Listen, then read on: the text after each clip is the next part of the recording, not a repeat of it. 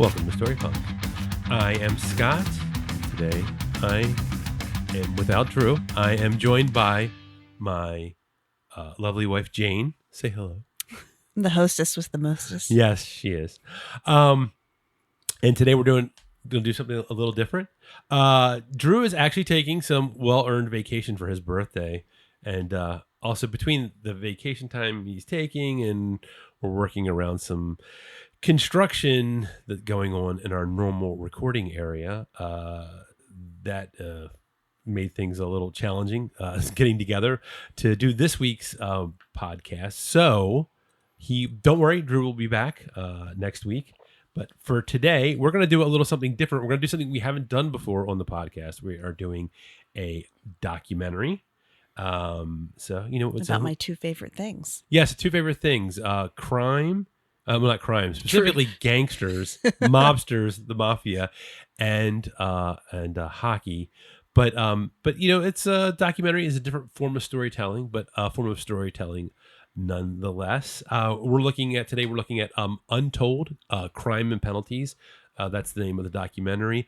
And Untold is actually a series of really interesting documentaries on Netflix. And this particular documentary is the story of the Danbury Trashers. The story is about a mob-connected trash kingpin, which I think is a funny term to call him, a trash kingpin. But basically, he's a guy that works in sanitation. I don't know if he has several. I guess he has several companies across several states. Yes. What happens is he decides to buy a minor league hockey team and gives it to his 17-year-old son. I think was it his son's birthday gift or no? What happened? He may have given it to him for his birthday, but what happened was that his son was really into hockey, and he hurt his knee, and he couldn't really play anymore. But he loved, like when he was younger, he saw the Mighty Ducks and was like infatuated with playing hockey. Didn't we all?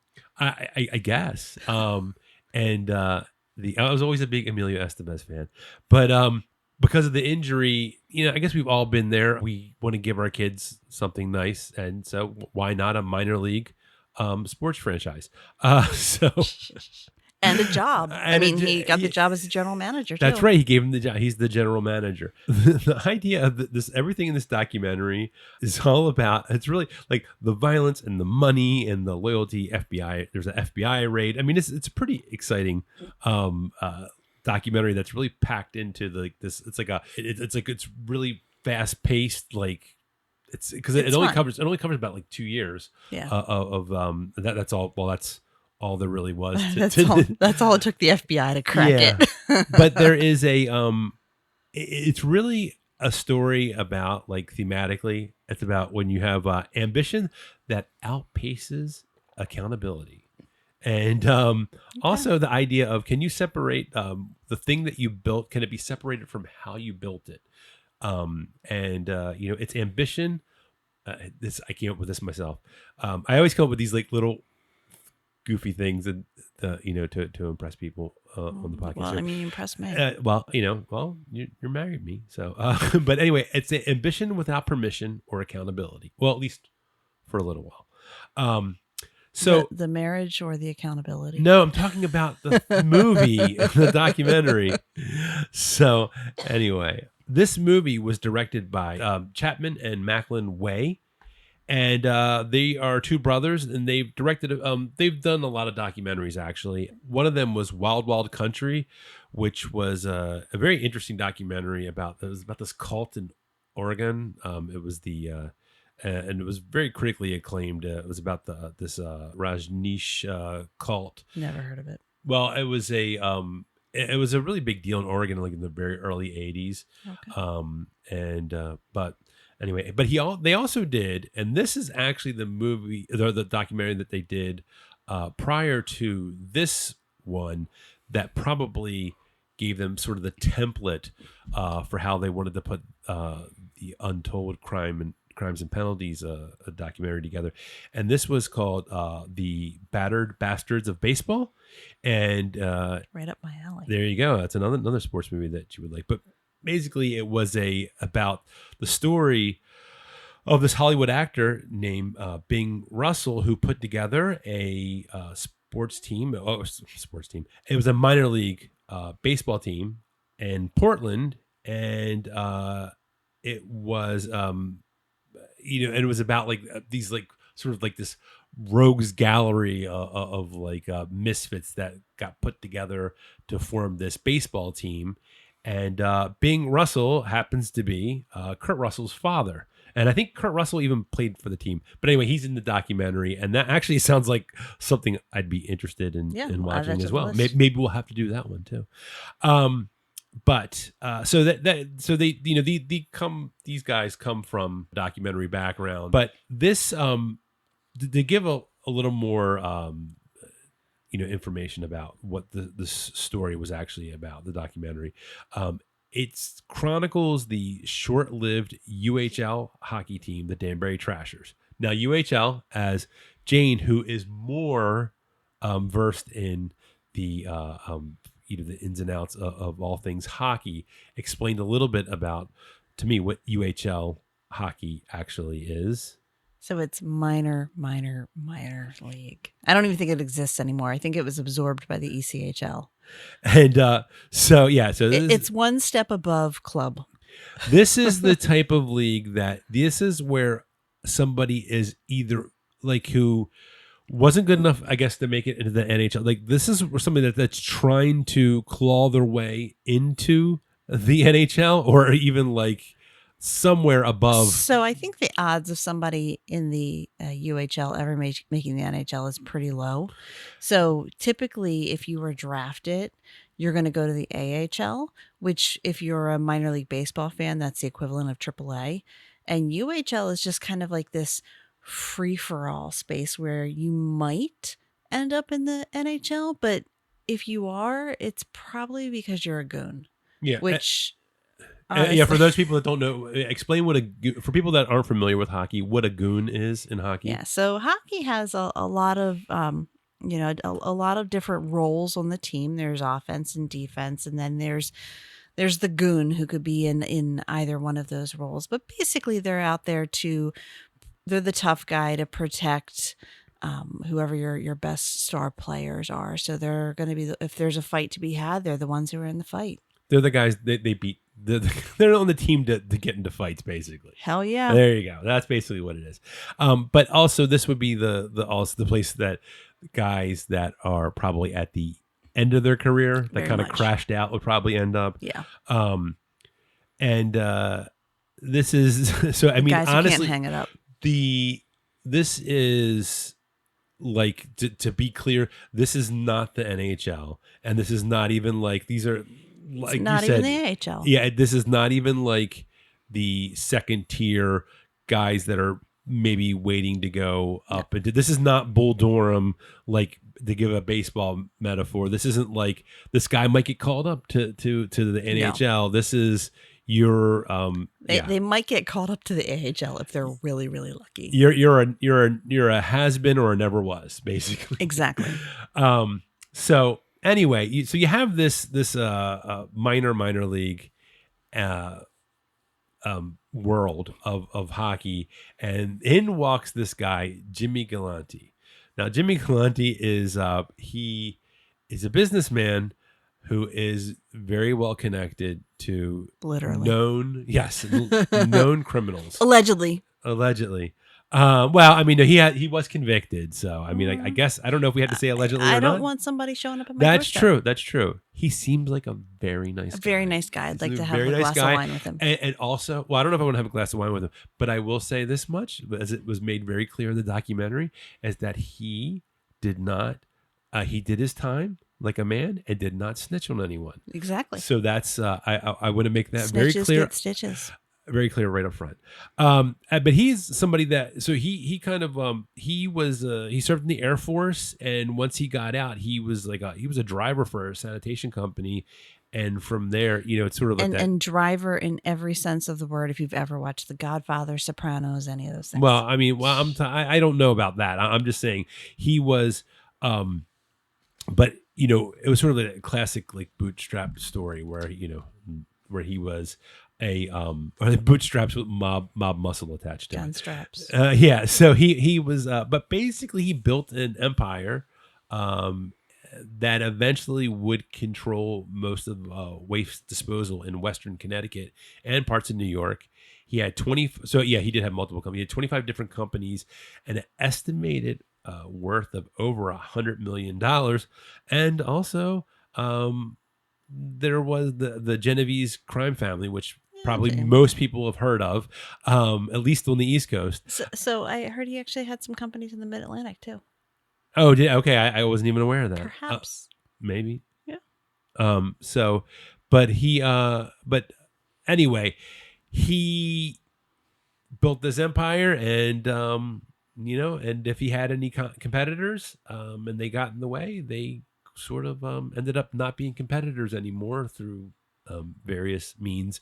Apparently, as we found out watching this documentary, that there were a lot of garbage truck fires during his time owning these companies.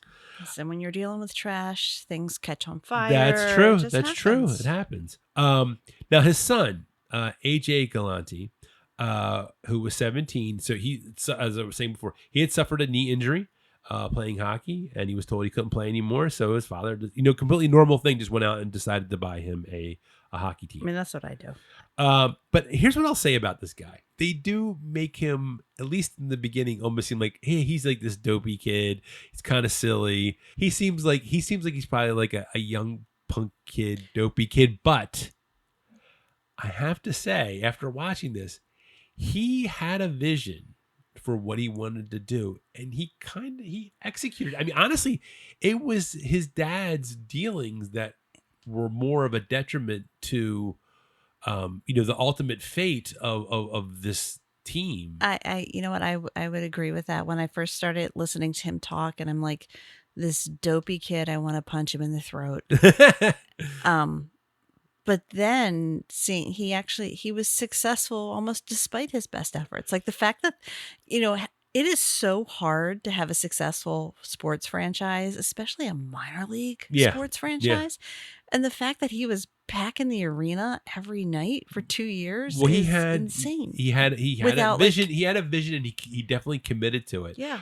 Now, part of that is because of the characters that he was surrounded by, but I think it was very intentional. Before I get into them, but if you've ever been to minor league sports, it's full of characters. No matter what team you go to, it's full of characters. So I will bring up, before I get into the sort of the cast of characters that were the Danbury Trashers, I have to mention the UHL commissioner at the time was this guy, Richard Brosel. And through the course of watching this documentary, he,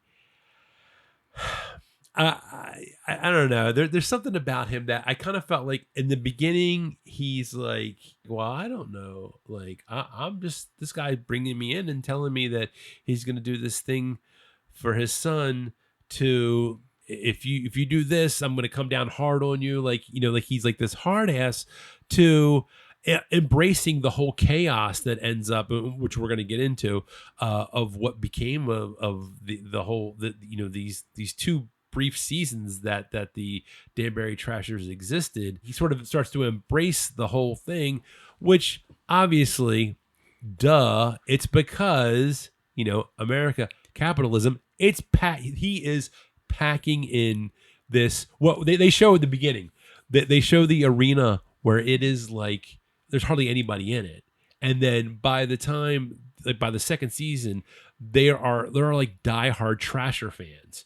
Well, and the thing you've got to consider with this level of minor league sports too is that there's two things you've got going on. From a team perspective, you've got just non-stop nonsense trying to draw attention to your team, and sometimes it's as trivial as a guy dressed up like a toothbrush cleaning something. Well, they had a guy dressed up like a trash pail. I know, but I've been to games where they have people dressed like a toothbrush too. Yeah. So. And I completely forgot what I was going to say. The other aspect was, but sorry. No, that's okay. I mean that happens. But my point and what I was trying to say is that, oh yeah, and so from a player lens, like they're going to do the most outrageous, wild thing because, as you said, they're making no money. Sometimes they're either at the end of their career or they're at the beginning of their career, and they have no upward prospects. And so they are trying to draw attention of anyone, whether it's fans, an NHL team, ESPN, whatever they can, because that's how they're going to get to the show. That's what they're going to do. So you were destined to see some crazy, wild things in minor league sports, which is why I went. So one of the guys, so we'll start when it comes to, before we even get into the players, let's talk about the guy who was the equipment manager. I loved him. The Tommy T-Bone Pomposello. He was totally legitimate businessman. He'd actually been an equipment manager for some NHL teams, I believe, and he was also AJ's middle school hockey coach. It's a normal career trajectory. So, but and what was hysterical is that AJ tells the story about how he would actually, remember these kids are in middle school, he would actually check some of the kids into the boards. These middle school kids, this grown man was actually checking some of these kids into the boards while they would either during practice. So it's right there that tells you the guy's not right in the head. He was also one of the only equipment managers in UHL history to receive a suspension. And that was because he actually turned off the hot water in the visiting team's locker room and also didn't provide them with enough towels. I guess that was the psychological warfare going on there. I gotta say, and I say this with the context of this was owned by an alleged mobster. I think Tommy Pomposello was T-Bone. T-Bone was the biggest badass on the team. No, because the next guy I want to talk about, the biggest badass on the team, was the guy who I believe had just gotten out of prison. Oh yeah, the Brad Wingfield. Yeah, that guy. And actually, I found I did a little bit of research on that guy. He had, before he came to the Trashers, his career injuries had included 9 broken noses and 300 facial stitches. And one of the things I had read about him, they said this man's face is basically a highlight reel of bad decisions by other people. He racked up a staggering 576 penalty minutes in a single season from 2002 to 2003. With I don't know where Elmira is. in New York. Okay. And so this was a guy that AJ was like, I got to get this guy, because the two things that AJ liked, they were the Mighty Ducks, and he liked the WWE. I don't know if they were the WWF back then or not, but anyway, he liked WWE, professional wrestling. Yeah. He loved the sort of the theatrics, and he also, he liked the bad guys. And that was one of the things in the documentary, he talks about his dad loved rooting for the bad guys. And he even had a name for his team, which was the Evil Empire. He wanted to collect just a group of just a rogues gallery, basically. And this guy was the first. And it was and I'm going to go down with some others, but the list here. This guy, I think it was the first night, he gets a phone call, the Brad Wingfield. He gets a phone call from Jimmy Galante. Well, he's on the bench. Well, he's on the bench, yeah. Or it was either on the bench or right before they came out. I can't remember, because I don't know why he would have a phone if he was on the bench. So maybe it was right before he broke a lot of rules. I mean, well, that's true, but it was just as a player, why would you want to? You wouldn't want to have that. No, I didn't think a player had a phone. I thought the manager or whatever had a phone. That's true. That's possible. Regardless, it was right before the game started. Jimmy Galante calls him and tells him, Brad Wingfield, that he wants him to start a fight just like right as the puck drops. And that's what happened. And it was like so bad. It was one of the kind where there was actually, they have to I know a lot of the stuff. What you know, I was reading stuff about the documentary, and they're like, and they had to clear the blood off, which is, as I know, I went to exactly one minor league hockey game, and the one I went to, they had to clean the blood off. I mean, that's just a normal thing. Okay, so my favorite story about taking you to that game was they were just pushing some guys around. You're like, they're gonna fight, they're gonna fight. I said, that's not a fight. That's not a fight. And then like 10 minutes later, there was a fight, and they had to bring out the shovels and scrape off the blood. It looks like it looks like cherry snowball. It's really gross. But they were.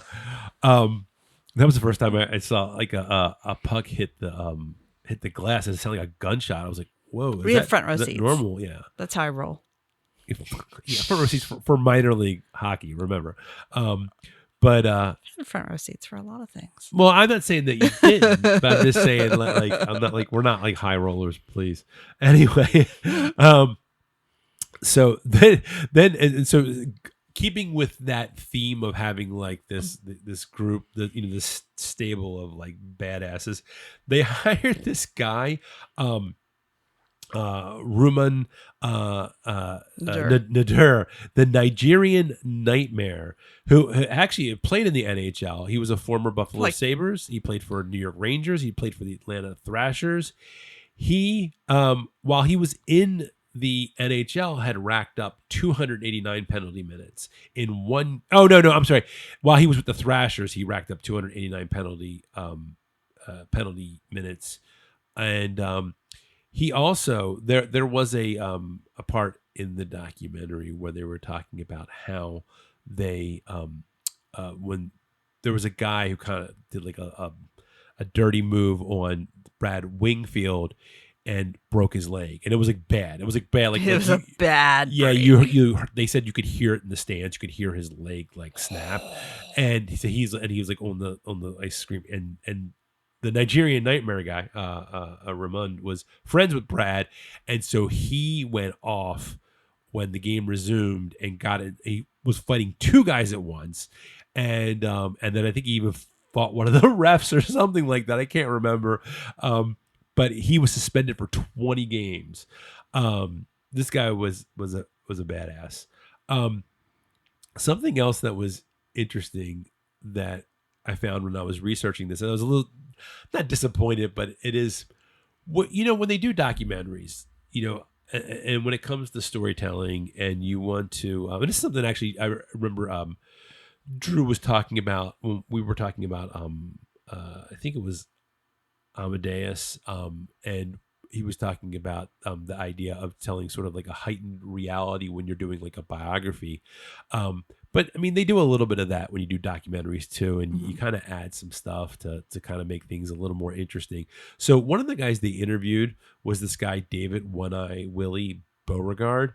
And I found out when I did some research, he was with the team, but he was only with the team. Like he played 14 regular season games and 18 playoff games. So he wasn't really with the team like a whole lot. I don't know how many. I know hockey plays a decent amount of games. About 80 games. Yeah. So he wasn't with the team a lot. And I think it was one of those situations where they were like, this guy is interesting because he was like, he had a glass eye and he had and that was his nickname was One-Eye Willie. So I think that meanwhile, you would be like, you couldn't even pass an NHL physical with a glass eye. So I don't know how the hell this guy passed any kind of physical play. It's the UHL. Because you don't have that peripheral vision. Yeah, I know. Well, it seems dangerous, but it doesn't seem like they were too. They weren't really sticklers on that. And One-Eye Willie just sounds like somebody said. It sounds like a character out of a Guy Ritchie movie.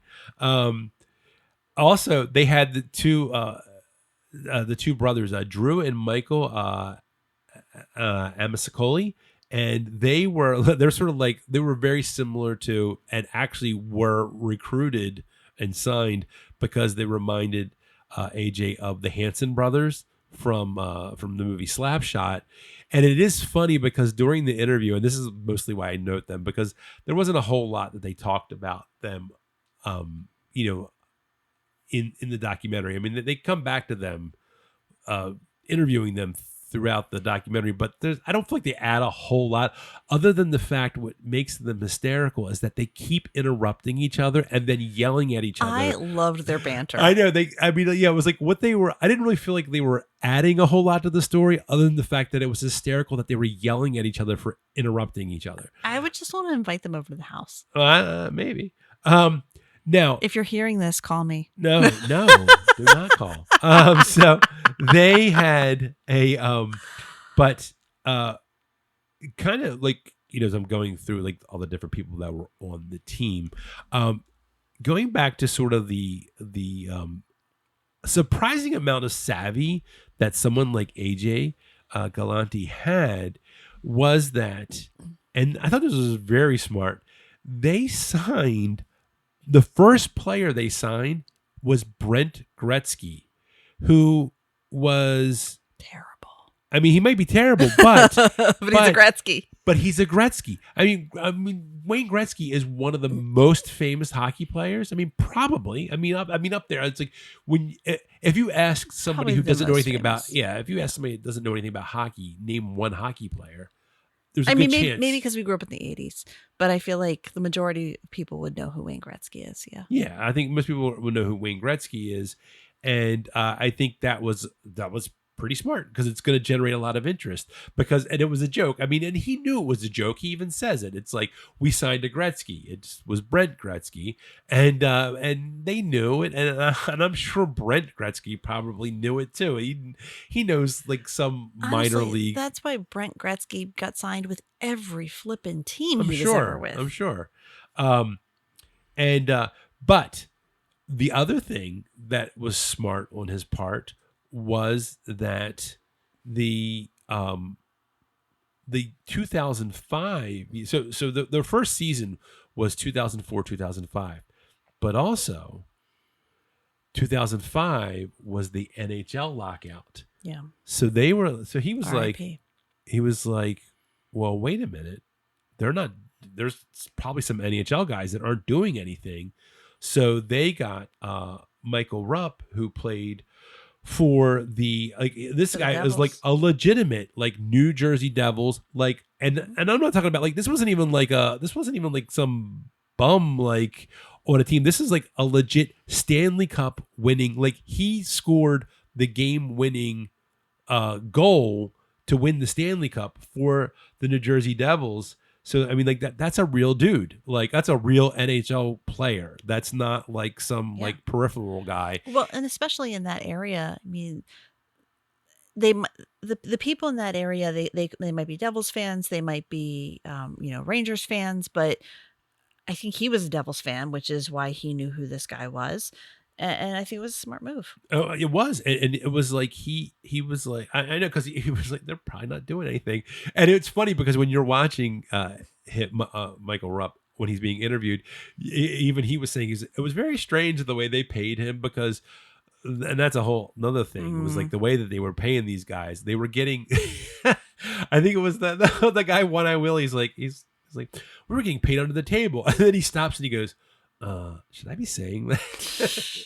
And like lots of shell companies paying. Yes, apparently they weren't getting a paycheck from like whatever the company was that owned the official company that owned the Trashers. They were getting multiple checks from different companies. Yeah, so the league salary cap was around $275,000 total.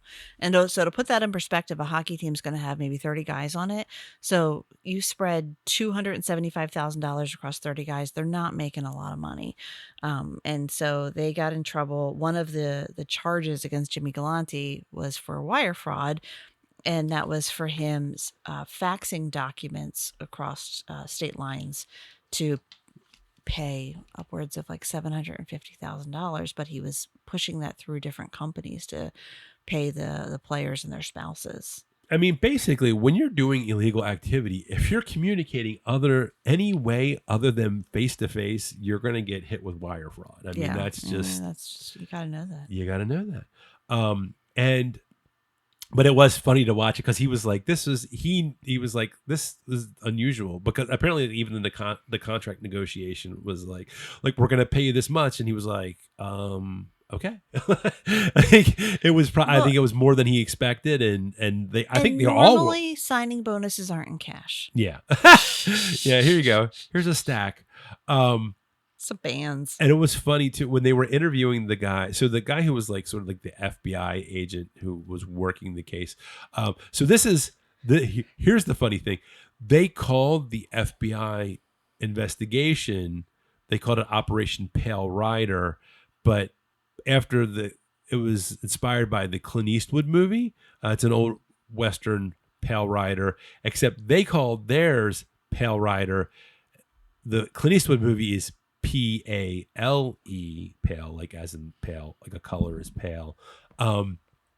Theirs was pale, Pail, like garbage pail. That was, And I gotta say, I'm proud of them for that. I mean, normally, ACAB, but I'm proud of them for coming up with being that so that clever. But that was but what was even more interesting is that you find out later on this guy Ed Adams ended up helping. He ended up being on the team, on the defense team for Jimmy Galante when he went to court. When they eventually did, like when all the raids went down, and Wait, so he was an FBI agent and then was on.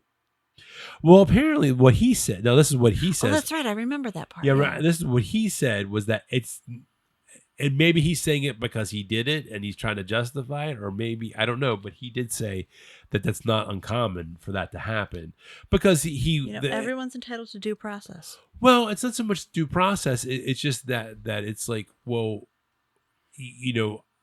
why wouldn't you? I mean, I don't know if he was retired or what the deal is, but I mean, why wouldn't you go to a person that understands the private sector? Well, yeah, but why wouldn't you hire someone that understands all the ins and outs? If you're being prosecuted by someone and it's an FBI case, why wouldn't you go to like an FBI person that would understand all that? So it was really interesting that this team was actually getting better, and so they were. I mean, which is wild because if you know anything about goons, you know that they can barely stand upright on skates. I mean, being able to get into a fist fight while standing on skates is impressive, and I'm not trying to diminish the talent, but generally they're also not talented at scoring goals to win games. Well, so this is what my understanding is, and you could certainly correct me on this because I don't know. It's my understanding that with goons that you might have like one or two on a team. Right? You don't normally have a team because this. You would never have a team of goons. Yeah, that's what this was. Yeah. So once they hit their second season, so the team was actually getting better, and they actually did go all the way and to the division they went all the way to the championships. They won the division, and then they went to the championships, and they did lose, and they were actually really excited for the next year that they were like because they thought this was going. And they were selling out. And you know what's wild is that when Jimmy Galante bought the team, he actually invested a significant amount of money to expand the seating capacity of the arena, and I think that was part of the requirements for him acquiring the team.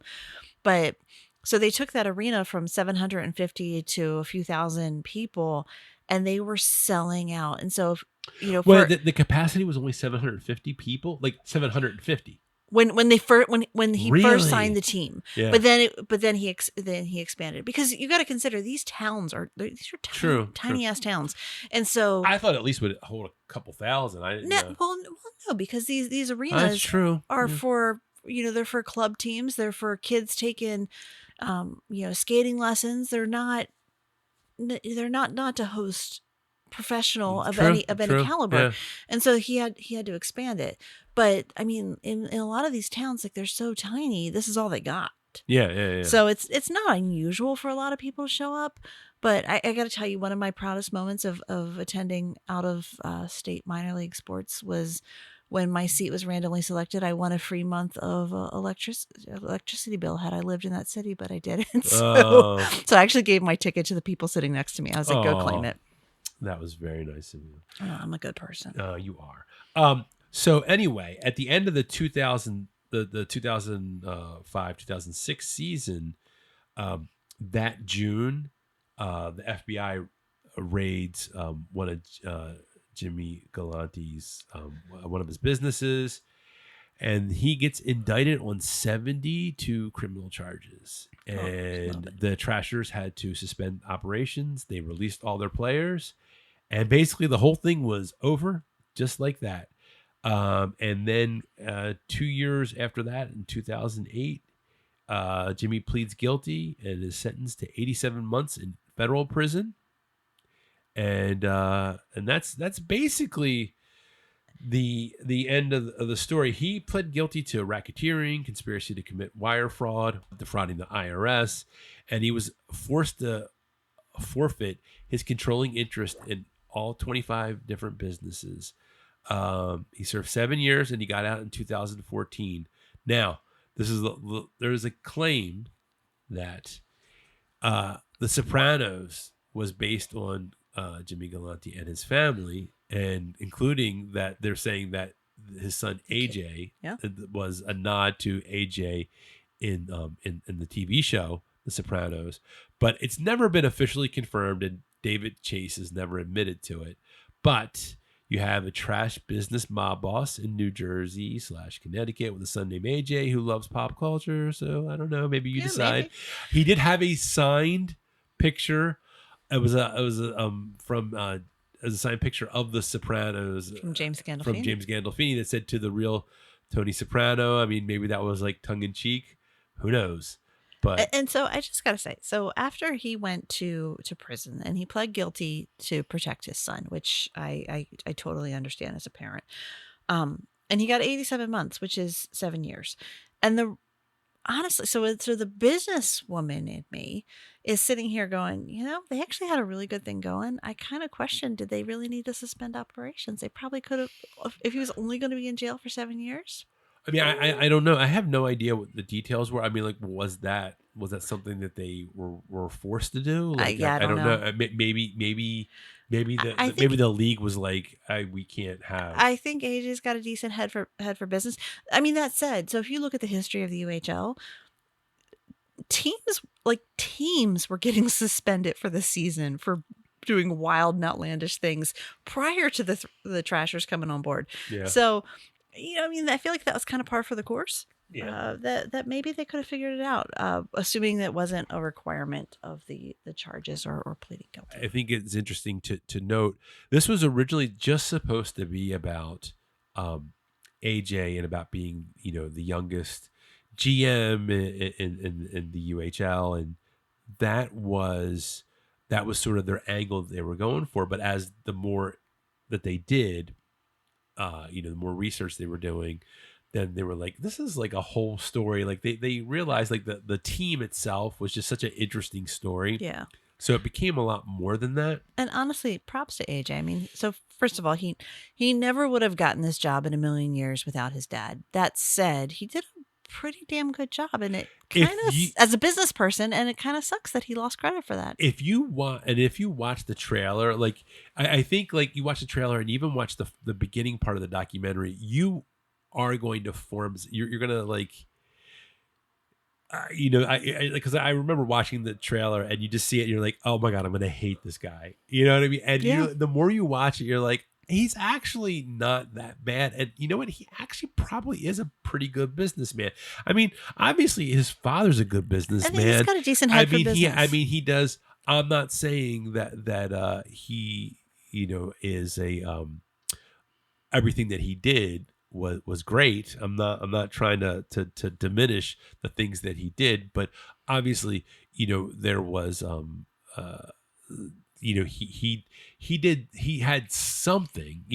Now would he been as successful as he was if he had done everything totally above board? Well, who knows? Well, I think what he had was the access to money. Yeah, that helps a lot. Yeah, but so one of the things that I did read about how the directors, when they went to Jimmy and to AJ, and they said they just were really upfront. They said, "This is, we want to tell this story," and they were just really honest about how they wanted to tell the story. And And Jimmy said, I'll talk to you and I'll tell you what I want to tell you, and I don't want to talk about it, I'm just not going to talk about it. And I mean, I feel like they said that it seems like what's interesting is that you do wonder, like when he talks, because he doesn't seem like he really cared. Because I did wonder that as I was watching it, was like, is he not worried? Like, I feel like he's just like talking about, yeah, I did this, I did that, and I don't know. It seems like he might be worried because there are, especially if you're in that world he was dealing with, some people might not want you to be talking. So either he just doesn't care. He's protected by double jeopardy, and he wasn't snitching. He said what he did. He didn't say what other people did. That's true. So that's why, yeah, either he is just so, he's so protected, or whatever. It just seemed to me that was like, I was pretty bold to be just out there on camera, just talking about that. Because a lot of times, people like that tend to be, when they're in front of the camera, if they even would choose to be in front of the camera, would be very evasive or very vague. Well, I think he was vague. Yeah, it's true. He didn't come out and because I remember when it ended, the first thing we asked each other, we're like, did he kill people? Yeah, I did wonder that. I mean, they talked about like he wasn't charged with it. Yeah, I mean, what they talked about mostly was him like setting trucks on fire. But I did wonder about that. I was like, did he like kill people? Yeah, I mean, I think he definitely, even in his 70s, with being interviewed now, there's a presence that he brings that I don't know that I would have wanted to ask that question. Yeah, really. Well, I wouldn't ask that question. No way. No. Not to somebody like that. So do you think that this served his time like a man? That's what he said. Do you think this movie?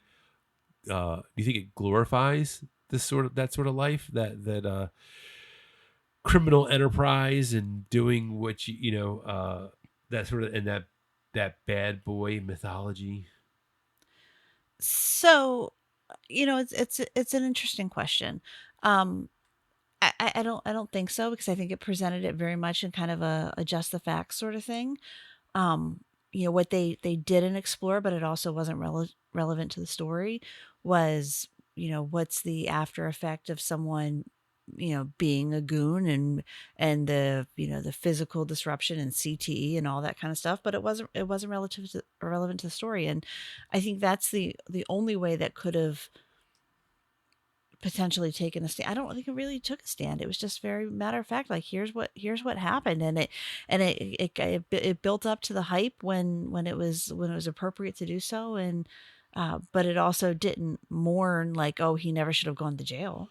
Well, I mean, that's true. That's true. I mean, and I don't think he never portrayed himself as like a victim. Yeah, no, never. But you do wonder, like, should they have taken a more interrogating type tone? Should they have done that, or is it just sort of an editorial decision to tell the story, let him sort of like tell his story, yeah, and just let the audience to you let them decide. So I mean, sometimes people feel like that's a cop out. So I'll say, if I had to be critical of the presentation, I don't feel like that there was a thesis. Like, what was it something they were trying to prove? That said, I freaking love this. It was a lot of fun to watch. And maybe it's because I'm a big minor league hockey fan, and maybe because I got caught up in the lore of the mob or whatever. But it didn't matter to me that that there wasn't something it was trying to prove, at least not obvious to me. Sometimes with documentaries, you do feel like, is there an obligation to have some type of moral viewpoint? Because I do hate when people get mad when there is one, because that's what makes something interesting, is someone's giving you their point of view. But at the same time, it's like, well, if you have a documentary, if they decide not to go down that route, like, is that a bad thing? Where it's sort of like, well, you decide. Like, if you watch a Michael Moore documentary, he's going to have a very definitive point of view and say, this is what I believe and what I'm showing you. is going to support sort of the way I feel. And this is one of those documentaries where it's just like, here's a story, this is what happened, and it's just sort of up to the audience. They don't ever kind of tell you how to feel. I shouldn't say they never tell you how to feel like in the moment. I mean, they do kind of through, and this is one of the things that I wanted to talk about as far as like with some of the music, like technically, I guess I didn't really expect much from music, because unless you have like I don't even know what music they played. yeah, well, I mean, it's just like, unless you're like talking about like Ken Burns level, like Ken Burns, like when he did his Vietnam documentary, he got like Trent Reznor and Atticus Ross to do the music for it. It's like I wasn't expecting that level of music to be in something like this, but sometimes it's a little heavy-handed, where it's sort of like, oh, this is supposed to be, you're supposed to feel a certain type of way, and it's very obvious. You know what I mean? It's like, I don't know. Anyway, the point was that when it comes to the music, I felt like the music was very definitely nudging you to feel a certain way about certain things. Like, you should feel sorry for this person now. You know what I mean? And it was So like, I think so. And maybe I just need to pay more attention to music. That said, I think it did a really good job of presenting, people aren't good or bad. They're human. And I thought they presented all of the characters very equally. Jimmy Galante, here's all the things he did for the community. Here's all of the joy that he brought to the community. Oh, by the way, here's all the shitty stuff he did too. yeah, And I feel like, and that was presented, I never felt like that they were like, I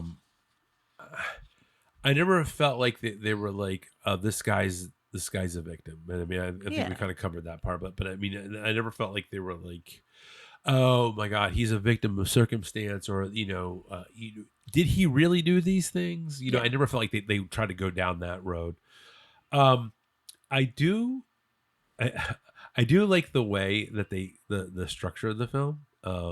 I almost felt like it was like a heist movie, where it's like, hey, like, especially that part when they were like getting to when they were kind of introducing all the people, like when they had what's his face, T-Bone or whatever his name is, Tommy, and like they do like the freeze frame of him like putting the big cigar in his mouth. Yeah. Like, that's like, I kind of like that was visually. I thought this was this. I liked their camera work. Yeah, no, I did. I think that was. I thought it was. I mean, that definitely felt like a Guy Ritchie moment, where it was like, yeah, oh, here's the guy. Here's the big bald guy with like the sunglasses on, putting the cigar in his mouth, laughing over every shitty thing he did. When he said, like, he even says like cocaine's a hell of a drug. When they asked him about if he actually like checked like 12-year-olds into the boards, but yeah. So that was a that was something I did like about that. And I do feel like one of the things, it doesn't sort of, to kind of get back to like the thematic idea of this story is, it doesn't resolve the idea as like, okay, these were some nefarious people, they had mob connections or whatever, but at the same time, they did build this thing that was important to the community. There are scenes where we specifically remember there was like the one couple. It was like the one lady who was the woman in the wheelchair. The woman in the wheelchair, and that was her husband, right? Yeah, yeah. And they were talking about how much it meant to them to have this. Like, it's in their will to be buried in their Trashers jerseys. Wow. It actually showed his will. And it was like, okay, so maybe the means of which they built this thing was not the best or legal or whatever, but what was built was this real thing that was very important to the community. People, that's the thing about, like we were talking about Michael Rupp, that said that he scored the game-winning goal to win for an NHL team. A real NHL team scores to win the Stanley Cup, but he says he has more people will come up to him and talk to him about his time with the Trashers, which is like crazy to me. Yeah. You know what I mean? That's like, well, there's something very romantic about sitting in a minor league hockey arena. And I say that because it's cold, and especially Well, that's what I've heard. I heard that there's a minor league hockey. they're very They're very cold cold. when you're in these tiny towns, and especially you could see in the arena here, like you're literally sitting on cement bleachers with dollar beers, like, and it's literally all the town has is this, and it's this great sense of camaraderie. Like you walk in there and everybody there's your best friend, and it's cool. It's Yeah. Well, and this is what I'll say at the end. It's sort of like, and I think it's something that ultimately that you would decide if you decide to watch this. And don't forget, this is on Netflix. Not that we're not sponsored, unfortunately, by Netflix, because they're raising the prices again. I say, but if you want to sponsor us, Yeah, hey Netflix, if you want to sponsor us, I mean, I don't mean to disparage you, but listen, I'll come back as a co-host again. You are raising your rates again, but and I can do an ASMR voice. No, don't do that. Anyway, but let's stop. Anyway, what I want to say is that where I kind of want to wrap up this is that the thing that they built, this Trashers, this team, that was a real thing, and the experience of the community around that was definitely a real thing. They were packing in the and stands. The experience for the players too. Yeah, but what I'm saying is but what they built for the community, because the players.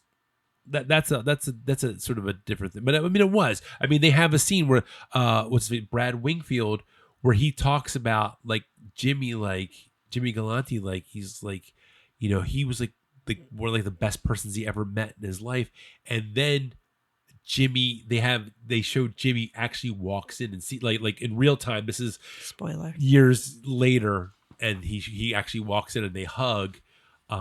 While they're actually filming that interview.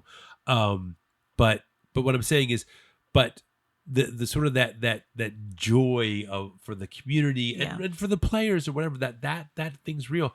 But what's also real is that a lot of this was funded probably through illegal activity. And this was someone that ended up serving and 7 years in prison for illegal activity that most likely funded what was built there, that team and that joy that was built, but it was funded in a illegal way. And so that's fine, but I kind of feel like there's two ways to look at it. Is there some wisdom in the fact that you're saying, you decide, look at these things, there's joy here, there's something that was really built that meant something to people, but hey, the way that it came about was maybe not in the best way. Is in an illegal way, part of it, and you decide if that's good, or some people might say that's a cop out because you're just throwing it out there, like I don't know, it's like who am I to? It reminds me of the Paulie Walnuts meme where he just has his hand up, he's like, who am I to say? You know what I mean? So it's like I don't know, is that a cop out or is that wisdom? That's for you to decide. I mean, you don't have many business owners who have the finances to purchase any type of sports team, be it minor league or highest professional level, who maybe they've all done some shady things in business. That's possible. That's possible. You are right. So might not be illegal, but I guarantee they did shady. Maybe, and so that's possible. But I'm just saying though, but not all of them have documentaries made about them. So that's the point I'm trying to make. I'm with you. So that's where I'll leave it for that. Definitely, I mean, I think this is worth checking out if you're into documentaries. I did this because I know Jane. She's a big nonfiction fan, and so I don't like fiction. Oh, stop! Don't, I'm gonna cut that out. Don't say that. But anyway, but yeah. So I think that's the thing, something to think about. But definitely watch it. I think it's worth a watch. And it's an easy watch. I mean, it goes by so fast. What I think I liked most about it is that if you wrote a story like this, it would be boring. The fact that it really happened is kind of cool. I think that's a wrap on Untold, Crimes and Penalty, and I'll be back next week with Drew, but in the meantime, follow us on Instagram at StoryPunkPod for all StoryPunk updates, and you'll find out when the next episode comes out. And we're also on Facebook, and you can get updates there as well. And I try to post interesting cinema-related links there. And I am also on Letterbox at Storypunk Scott. And Drew is on there as well under Solid Gould. And just wanted to actually go over just a couple things that are coming up. Our next episode is going to be a shock to the system with Michael Caine, all the way back from 1990. And also, we'll be doing after that No Other Choice, which was the latest from Park Chan Woo, and that was the his Oscar nominated film from this past year. We're also doing an episode on Project Hail Mary, Marty Supreme. And June, we are doing an international themed month, which includes Sentimental Value and The Secret Agent. And we'll finish off the month with one of Drew's favorite movies that is not Mad Max Fury Road. And what movie is that? You'll just have to listen to find out. And with that, I will leave you with Story Matters.